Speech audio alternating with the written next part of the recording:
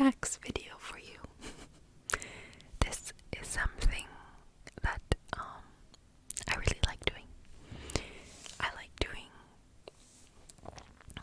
kinds of videos where you get like information and it kind of like makes you think, so that it's not only like you're relaxing, but you're making your mind kind of work a little bit, where you're like paying attention, like interested in what I have to say, I hope, at least.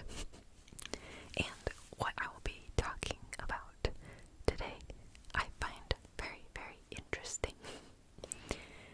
And you already know by the title, so hopefully if you clicked on this, you are interested as well.